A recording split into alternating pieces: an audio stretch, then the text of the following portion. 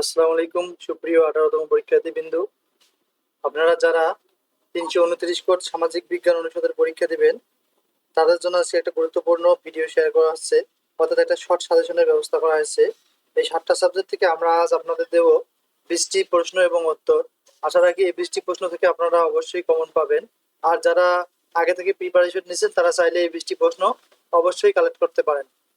আর যারা নতুন আছেন তারা অন্য প্রশ্ন না পড়ে এই 20টি প্রশ্ন পড়ে গেলেও আশা রাখি কমন পাবেন, পাস করার মতো মার্ক এখানেই থাকবে ইনশাআল্লাহ। সো চলুন আমরা শুরু করি। যাদের 7 সাবজেক্ট রয়েছে 329 কোড সামাজিক বিজ্ঞান অনুষদ 10টা ইউনিট ভিত্তিক, তারা দেখতে পারেন 20টি প্রশ্ন ও উত্তর থাকতেছে আজকে। শেষ সময় আপনারা দেখে দিতে পারেন। আর যাদের সকল ইউনিটের সাজেশন প্রশ্ন ও উত্তর সহ লাগবে তারা স্বল্প মূল্যে এই স্বল্প সময়ের মধ্যে চাইলে হোয়াটসঅ্যাপে এই নাম্বারে যোগাযোগ করে নিতে পারেন।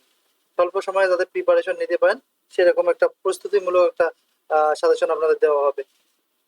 সো চলুন আমরা প্রশ্নগুলো দেখে নেই। 1 নম্বর প্রশ্ন আমরা দিয়েছি, রাষ্ট্রবিজ্ঞান কাকে বলে? প্লেটোর আদর্শ রাষ্ট্রের বৈশিষ্ট্য আলোচনা করো। রাষ্ট্রবিজ্ঞানের পরিধি ও বিষয়বস্তু আলোচনা করো। যারা অলরেডি আমাদের কাছ থেকে পিডিএফ ফাইলগুলো নিয়ে নিছেন তাদের নতুন করে নেওয়ার প্রয়োজন নাই, ওগুলো থেকেই আমরা কিছু গুরুত্বপূর্ণ প্রশ্ন বের করেছি এখানে। আপনারা চাইলে এই প্রশ্নগুলো আপনাদের পিডিএফ এ কালেক্ট মানে দাগ দিয়ে রাখতে পারেন যে এই প্রশ্নগুলো বেশি ইম্পর্টেন্ট। সো আজ আমরা এই প্রশ্নগুলো আলোচনা করতেছি। যেহেতু আসলে বললে অনেক সময়ের প্রয়োজন আছে, আমি স্ক্রল করে যাচ্ছি, আপনারা চাইলে লিখে নিতে পারেন এখানে যেভাবে হয়। তাহলে এখানে দেখা যাচ্ছে 1 নম্বর প্রশ্ন, আমি স্ক্রল করতেছি, আপনারা দেখেন। ক নম্বর উত্তর এটা। এটা হচ্ছে খ নম্বর প্রশ্নের উত্তর।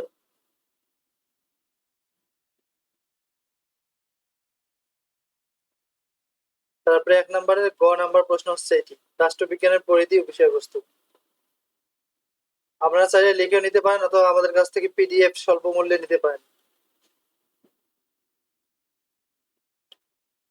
যেহেতু আমরা অনেক পরিশ্রম করে আসলে এগুলো তৈরি করেছি, আমরা আশাবাদী এখান থেকে আপনারা অবশ্যই কমন পাবেন। 1 নম্বর গেল। এখন আমরা 2 নম্বর প্রশ্ন হচ্ছে, বাংলাদেশে কোন ধরনের সরকার বিদ্যমান? সংসদীয় ও রাষ্ট্রপতি শাসিত সরকারের পার্থক্য লিখুন। এরিস্টটলের সরকারের শ্রেণীবিভাগ আলোচনা করুন। এই প্রশ্নের উত্তরগুলো আমরা দেখতেছি নিচে।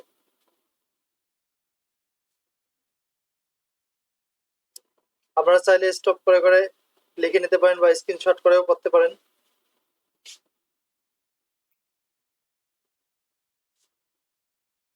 তাহলে 2 নম্বর প্রশ্নটি গেল। এখন আমরা দেব 3 নম্বর প্রশ্নটি।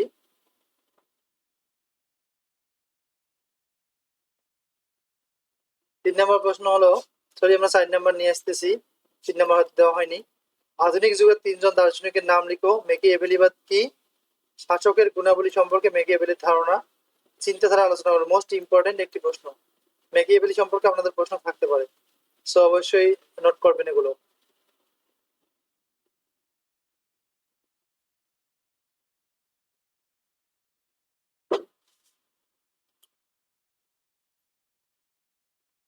শাসক সম্পর্কে মেকিয়াভেলি মোটামুটি বিস্তারিত আলোচনা করেছেন, যা আমরা এই প্রশ্নের মাধ্যমে তুলে ধরার চেষ্টা করেছি। এখন আমরা দেবো 4 নম্বর প্রশ্ন, ভাষা আন্দোলন কখন হয়? ভাষা আন্দোলনের কারণ এবং গুরুত্ব সমূহ আলোচনা করো।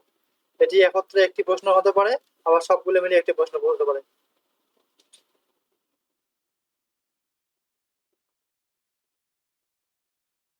ক নম্বর প্রশ্ন এটি। এটি হচ্ছে গ নাম্বার প্রশ্ন 4 নম্বরের।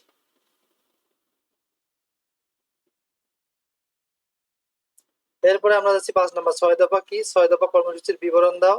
1969 সালের গণ অভ্যুত্থানের কারণগুলো লিখো। 5 নম্বর প্রশ্নের উত্তর ক নাম্বার এটা। ক নাম্বার রানিং, কেন্দ্রীয় সরকারের ক্ষমতা, বৈদেশিক বাণিজ্য বিষয়ক ক্ষমতা।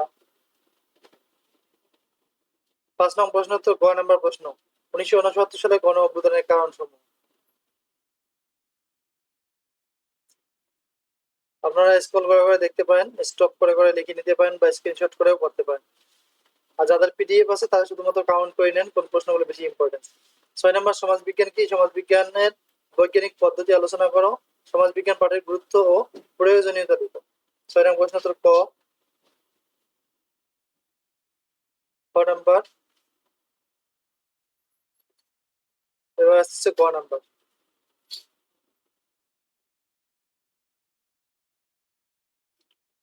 এরপরে আমরা দেখাবো আপনাদের 7 নম্বর প্রশ্ন। এটি হচ্ছে নৃগোষ্ঠী কাকে বলে, বিভিন্ন ক্ষুদ্র নৃগোষ্ঠীর তত্ত্ব। নৃগোষ্ঠী কাকে বলে এই প্রশ্নটা এখানে মিস্টেক হয়েছে, আপনারা কালেক্ট করে পড়েন। আর ক্ষুদ্র নৃগোষ্ঠী সম্পর্কে আমরা দিয়েছি চাকমা। চাকমা ইম্পর্টেন্স, চাকমা সম্পর্কে আপনারা অবশ্যই পড়বেন। এটি চাকমারে আলোচনা হচ্ছে এখনো। এরপরে দিছি মারমা। মারমার পরে আমরা আরেকটা নৃগোষ্ঠী হতে দিয়েছি, সেটা হচ্ছে মণিপুরি। এই তিনটি থেকে প্রশ্ন কমন পড়ার সম্ভাবনা রয়েছে। যারা পারেন তারা এর থেকে বেশি পড়বেন, আর যারা স্বল্প সময় প্রস্তুতি নিচ্ছেন তারা চাইলে এতটুকুই পড়তে পারেন। 8 নম্বর প্রশ্ন, সমাজকর্ম কি? সমাজকর্ম ও এর প্রকৃতি আলোচনা করো। সমাজকর্ম পাঠের প্রয়োজনীয়তা রেখো। 8-এর ক নাম্বার। ক নাম্বার প্রশ্ন,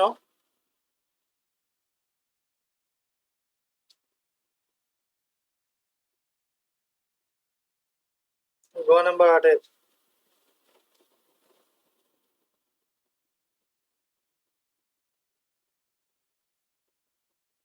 এর পরবর্তীকালে আমরা যাচ্ছি 9 নম্বর প্রশ্ন। এটি হচ্ছে সাইবার ক্রাইম কি?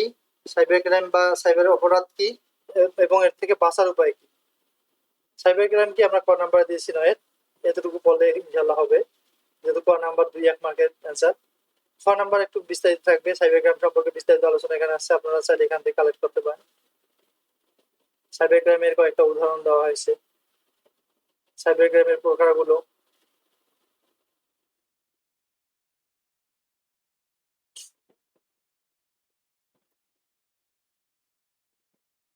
দশ নম্বর, চাহিদা ও যোগান কি? সামষ্টিক অর্থনীতি কি? এর এর বর্ণনা দাও।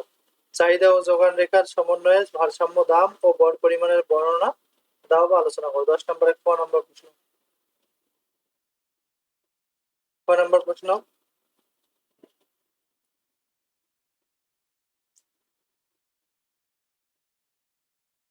গ নম্বর প্রশ্ন। 10 নম্বর প্রশ্নের উত্তর গ।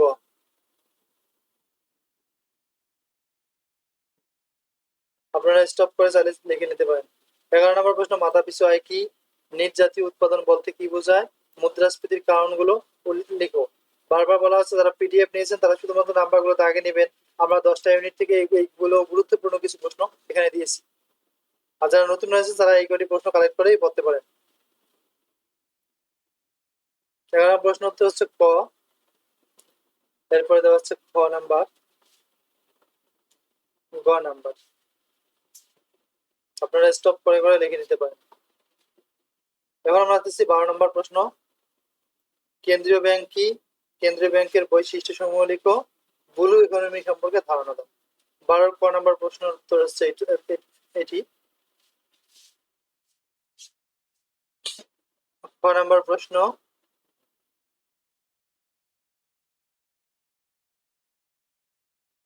এরপরে আমরা দেখবো গ নম্বর প্রশ্ন।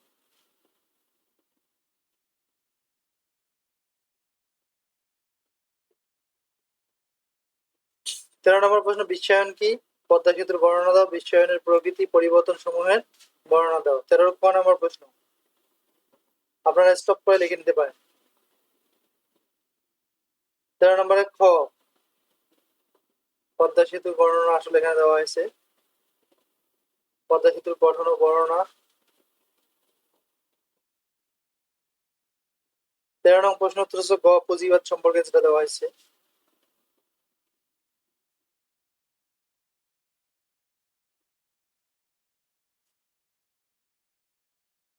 14 নম্বর প্রশ্ন হচ্ছে পাল বংশের প্রতিষ্ঠাতা ও শ্রেষ্ঠ রাজা কে ছিলেন? পাল বংশের শাসন সম্পর্কে যা জানানো লিখো। পরিবর্তন বিদ্রোহ সম্পর্কে যা জানানো লিখো। 14 নম্বর প্রশ্ন তো ক। এরপরে খ,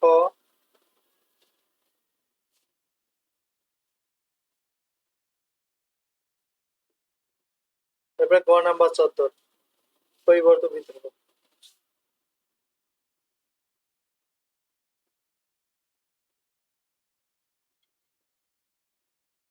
15 নম্বর প্রশ্ন হচ্ছে বঙ্গভঙ্গ কি? বঙ্গভঙ্গ এর কারণগুলো লিখো। পলাশীর যুদ্ধের কারণ ও ফলাফল লিখো। 15 ক নাম্বার প্রশ্ন। এরপরে খ নং প্রশ্নের উত্তর। বঙ্গভঙ্গের কিছু কারণ নিচে দেয়া হলো।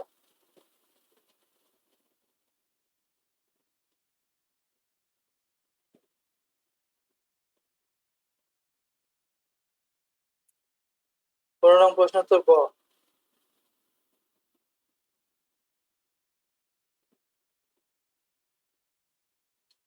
পলাশী যুদ্ধের ফলাফল গুলো। 16 নম্বর প্রশ্ন, জাহেলি যুগ বলতে কি বুঝো? ইসলামের আবির্ভাবের পূর্বে আরবের সামাজিক অবস্থা বর্ণনা দাও।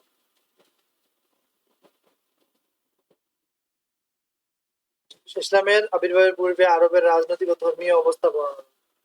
16 নং প্রশ্ন উত্তর ক নাম্বার এখানে আমরা দিছি।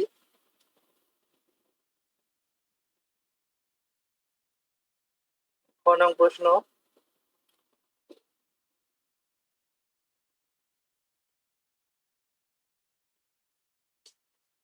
এরপরে 17 নম্বর গ নাম্বার প্রশ্ন, রাজনৈতিক ও ধর্মীয় অবস্থার বর্ণনা।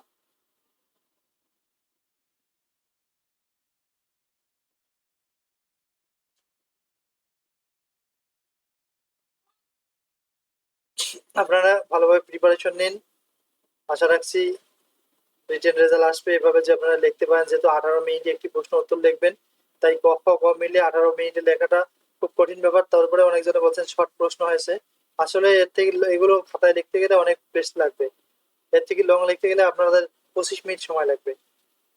18 নম্বর প্রশ্ন, হুদায়বিয়ার সন্ধি বলতে কি বুঝো? হুদায়বিয়ার সন্ধির শর্তগুলো লিখো। হযরত আবু বকর রাদিয়াল্লাহুকে ইসলামের ত্রাণকর্তা বলা হয় কেন? ক নম্বর প্রশ্ন, ক নং প্রশ্নের উত্তর, শর্তসমূহ হুদায়বিয়ার সন্ধির।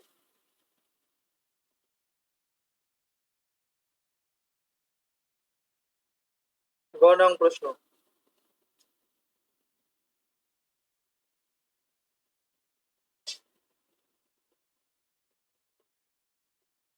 19 নম্বর, ভূগোলের সংজ্ঞা দাও। ভূগোলের প্রধান শাখাগুলো কি কি?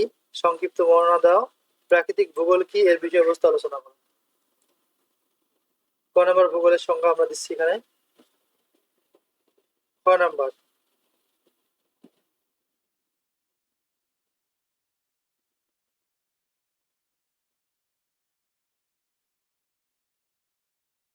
19 নং প্রশ্ন তো গ, প্রাকৃতিক ভূগোলের বিষয়বস্তু।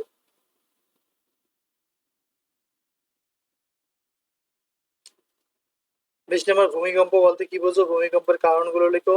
আগ্নেয়গিরির সৃষ্টির কারণ ও এর ফলাফল বর্ণনা করো। 20-এর ক নম্বর প্রশ্ন, 20-এর খ, ভূমিকম্পের কারণ।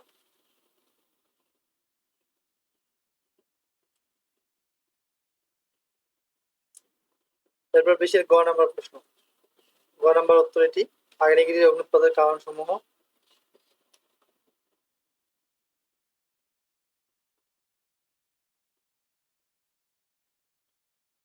21 নম্বর, ভূপ্রকৃতি কি? ভূপ্রকৃতি এর শ্রেণীবিভাগ আলোচনা করো।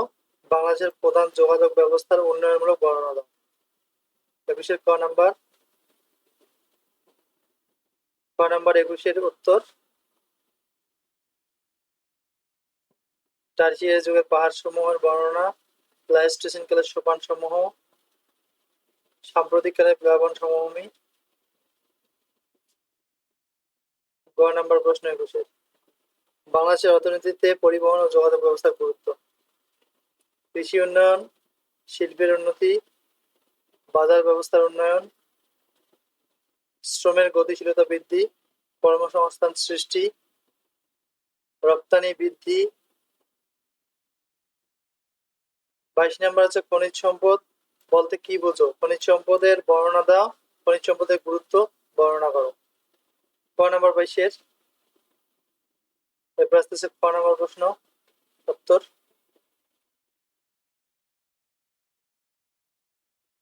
গ নাম্বার প্রশ্ন উত্তর,